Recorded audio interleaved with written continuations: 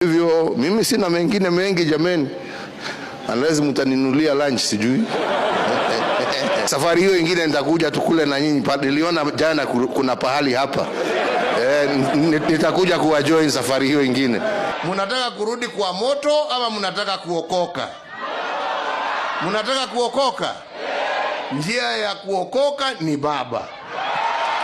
Nawaambia.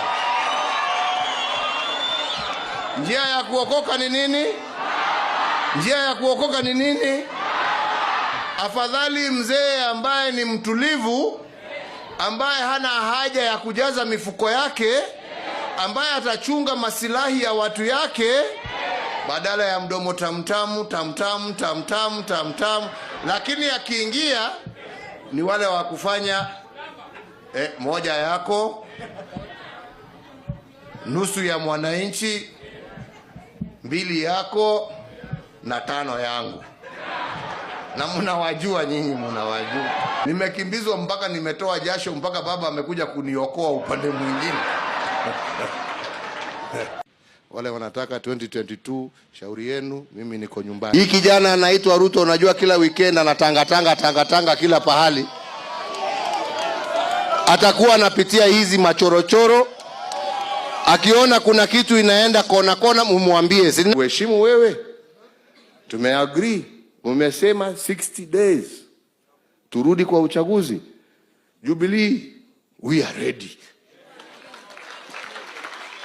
Na tunataka IEBC watangaze siku.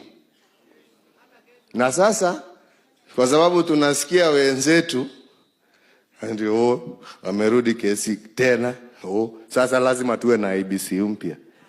Let me tell you. We've been here before. They chased out the old IEBC. If they think we don't have that time, if you have accepted all the rest of the results, let us accept the ruling. Maraga, don't interfere. And don't think that because our friends shout and we keep quiet, that we are scared of you. No, we are not. We are not. You've done your ruling, we have respected it. Let IEBC do their job.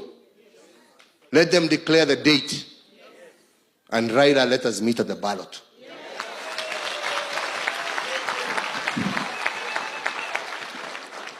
Sini namna hiyo? We are not bothered with courts anymore. Court wamemaliza kazi yao. Wamesema turudie. Hao, si namna hiyo? Na wamesema IEBC within 60 days. Bas. Tuagojea debe. Na tuataka siku itangazwe haraka. Yeah. Kama hawa watu wanataka UN, waende wafanye UN wawe agency wao, wafanye yote.